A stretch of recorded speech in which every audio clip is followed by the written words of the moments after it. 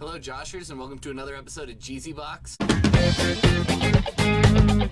Today, we're going to be talking about Insidious. Insidious is about a nuclear family moving into a new home, and then they begin to have some devil-related issues with their kid goes comatose shortly after they move in. Stuff's getting moved around. The mom's getting freaked out a lot because she's a stay-at-home mom, and she does the pianista.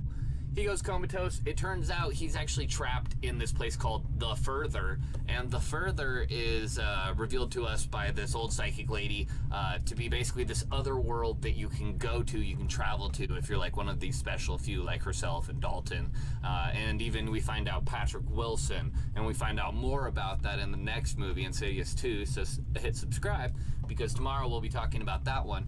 But this movie, there's some truly terrifying scenes in this movie, like with I think he's called the red lipstick demon is what he's described as, but he's kind of almost like a classically red demon. He plays like the piano, super creepy, got total Pan's Labyrinth type vibes off of him, which we will be doing that later on in this spooky box series, so stay tuned on that one. It's great movie though. I'll just leave with that. Great movie. When you reach out to other spirits, they all hear you. So if you're reaching out for like a deceased loved one or something, or if you get untethered from your body, like these people that go into the further, they are astral projecting out of their body, then you are not connected to your body, which means it's now open, it's vacant, and something else can potentially use it. As we've seen in some of these other ones, like the Annabelle series and stuff, in Conjuring, as you interact more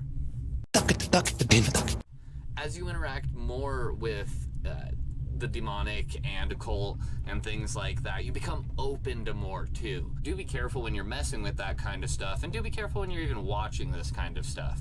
I will put a disclaimer on it there.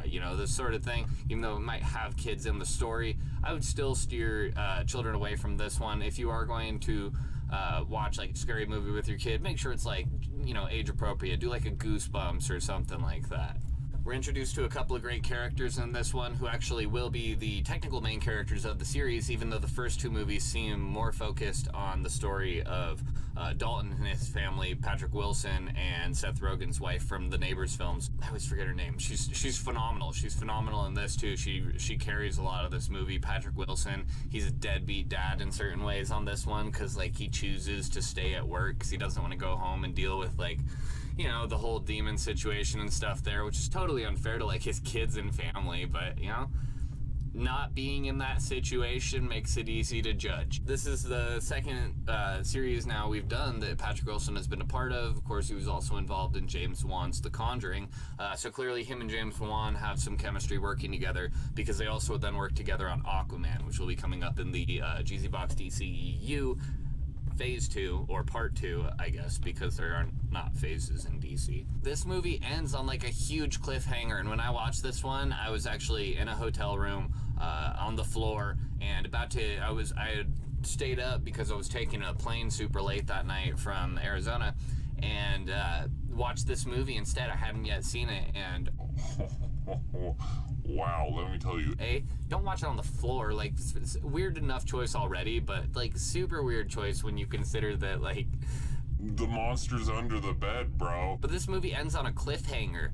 It actually ends with almost a Zod type neck snap in its own way, but from a completely different angle. I would say check this one out. Check the series out. They have talked about doing some continuations as well as some crossovers in the future, which we will get into in some later episodes of the Insidious series. We will be finishing this week out on Not Insidious, so do stay tuned for the announcement of what those films featured will be. Insidious only has 4 movies, and we're trying to do 6 this week, so stay tuned, hit subscribe, and why dress like you when you can wear me?